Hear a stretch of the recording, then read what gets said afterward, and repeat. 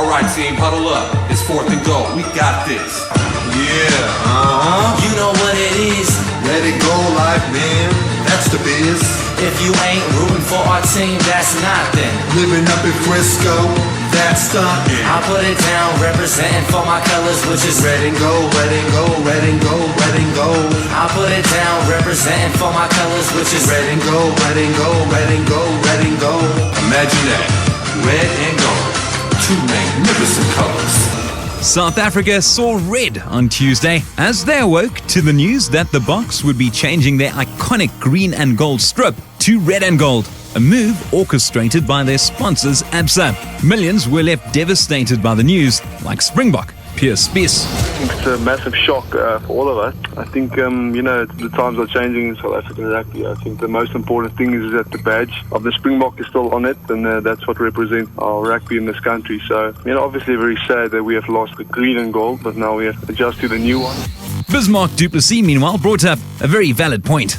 Yeah, at least the Springbok emblem is staying the same, and at least there's still some gold in. I do think it will make it a lot more difficult to play against Wales, though.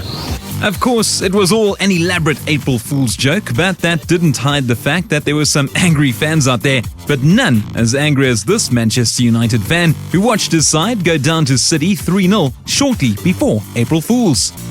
Not too good after tonight. Again, backwards. Second goal went in, sat behind there, sulking in his chair. The only good one tonight was Wayne Rooney. He tried, and what do you give? He's on a 6-year contract. He's best mates with Fergie. The Glazers, they don't know nothing about football, but eventually it will become a financial decision. Next Tuesday, April Fool's Day, he's the biggest fool in Manchester, and that is you, David Moyes. You have lost the fans tonight. You don't deserve the fans. You don't deserve anything from this club. You got the job on a technicality of a legend who recommended you. You are nothing, you are a fool, and you are a waste of time. Good night.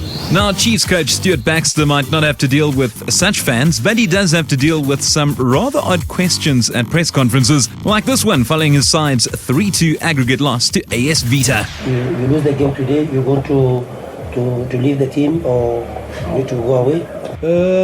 Let me see. I'll be going to the toilet later on if that's interesting for this newspaper, because that's about the same level as his question, I think, what I'll be doing in the toilet. So just so I understand, his question is, will I be going away? You, coach, Well, you need to go away or leave the team because you lose the game today. I don't know. Now, Stormers coach Alice Dickerty enjoys the media, but he didn't mince his words when addressing the members of the press who expect his team to capitulate in Super Rugby. What do you expect us to just chuck in the towel and say, Shame, you've given up and to make you happy? Not at all. I think this is a tough competition. We realise that. We are yet to fight till the end.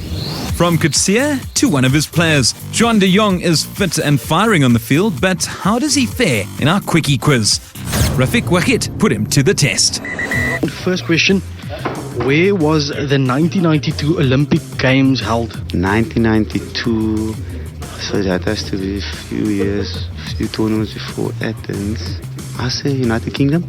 Sorry, it was in Barcelona. Barcelona. Yep. Next question, hopefully you have this answer. This is about your teammate. Who did Jean de Villiers make his Bok debut against? France, in France. Perfect.